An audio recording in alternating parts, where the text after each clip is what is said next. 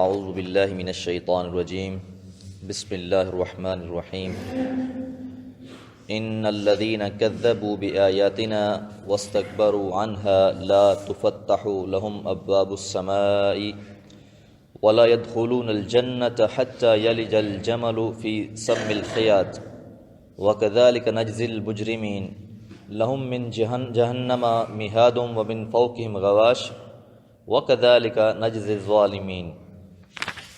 سورۃ الاعراف آیت نمبر 40 اور 41۔ ہم نے اس سے پہلے یہ بات جانی تھی کہ جب جہنم میں لوگ جائیں گے تو گروہ در گروہ جا رہے ہوں گے، اور پچھلے لوگ اپنے اگلے لوگوں پر جا کر وہاں ملامت کر رہے ہوں گے کہ تمہاری وجہ سے ہم بھٹکے۔ تو جنت اور جہنم کا موضوع ہی چل رہا ہے۔ اگلی آیات میں بھی اللہ تعالیٰ فرماتے ہیں ان الذین، ان یقیناً، الذین جن لوگوں نے، کذبوا انکار کر دیا، بآیاتنا ہماری آیات کا، واستکبروا اور ان کا سے تکبر اختیار کیا۔ تو پہلی بات انکار کرنا، کذبوا اور تکبر اختیار کرنا، دو باتیں بیان کی گئی ہیں۔ تو پہلی بات ہے کہ انسان سر سے ماننے سے انکار کر دے کہ ہم مانتے ہی نہیں ہیں۔ تو نہ ماننے کی دو طریقے ہوتے ہیں، ایک تو یہ ہے کہ انسان صریحتاً انکار کر دے کہ جی میں نہیں مانتا۔ دوسرا یہ ہوتا ہے کہ عملی طور پر انسان اس کے متضاد زندگی گزار رہا ہو، کہ جس طرح اللہ کا حکم ہے کہ نماز پڑھو، ایک انسان کہتا ہے میں حکم کو مانتا ہی نہیں کہ نماز بھی پڑھنی چاہیے، ایسا انسان تو صریح کافر ہے۔ لیکن دوسرا انسان پڑھتا نہیں ہے، تو یہ بھی ایک لحاظ سے انکار کا ہی طریقہ ہے، لیکن بہرحال اس میں اور اس میں فرق ضرور ہے۔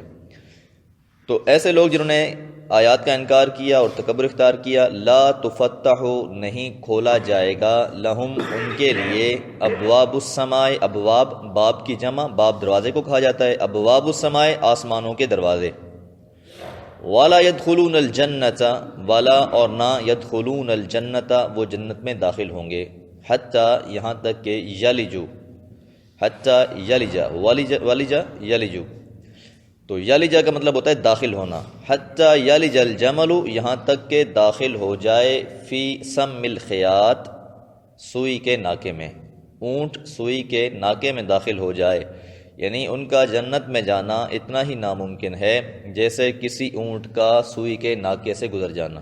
یہ ممکن ہی نہیں ہے۔ سوئی دیکھی ہے آپ لوگوں نے، اس کا ناکا کتنا باریک ہوتا ہے، اس سے تو دھاگا گزارتے ہوئے بڑی مشکل ہو رہی ہوتی ہے، تو کسی جو اونٹ کا وہاں سے گزرنا وہ تو ناممکن سی بات ہے۔ تو اسی طرح ایسے لوگ جو اللہ تعالیٰ کی آیات کا انکار کر رہے ہیں یا تکبر کر رہے ہیں، ایسے لوگوں کا جنت میں جانا مستحیل ہے، محال ہے، ناممکن ہے۔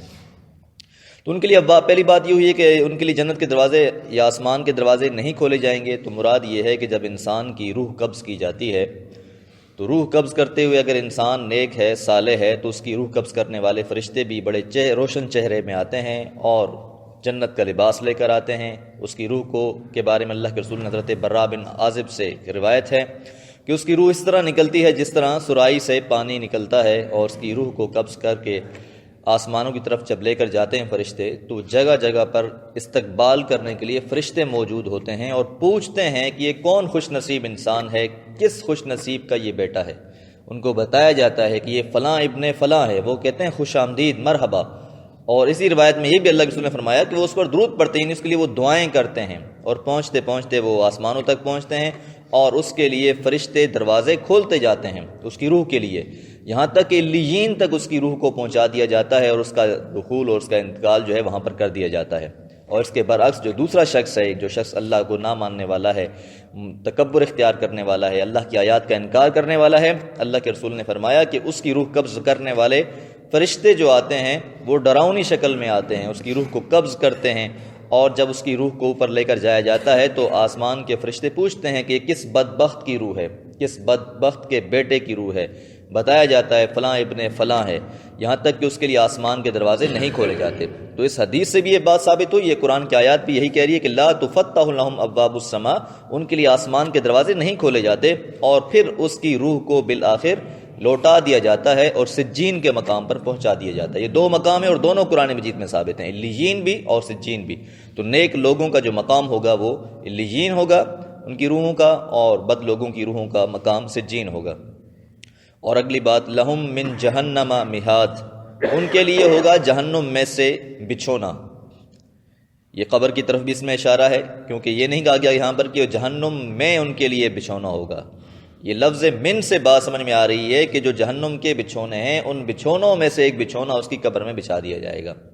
من کی وجہ سے یہ بات سمجھ میں آتی ہے. لہم ان کے لیے ہے من جہنما جہنم میں سے مہاد بچھونا. ومن فوقہم اور ان کے اوپر بھی غواش جہنم میں سے ہی اس کا اوڑھنا ہوگا، یعنی اس کا بچھونا اور جو اوڑھنا ہے وہ دونوں جہنم سے مہیا کیے جائیں گے. وَكَذَلِكَ نَجْزِي الظَّالِمِينَ اور اسی طرح ہم بدلہ دیں گے ظلم کرنے والوں کو. تو جو بھی انسان ظلم کر رہے ہیں، اللہ کی آیات کا انکار کر رہے ہیں، قرآن سے روگردانی کر رہے ہیں، قرآن کو پڑھ نہیں رہے، اس کو سمجھ نہیں رہے، اس کے مطابق زندگی نہیں گزار رہے، تو پھر یقینی بات ہے کہ خسارے کا معاملہ ہوگا. اور خاص طور پر آج ہم مسلمان اس لحاظ سے بہت پیچھے چلے گئے ہیں.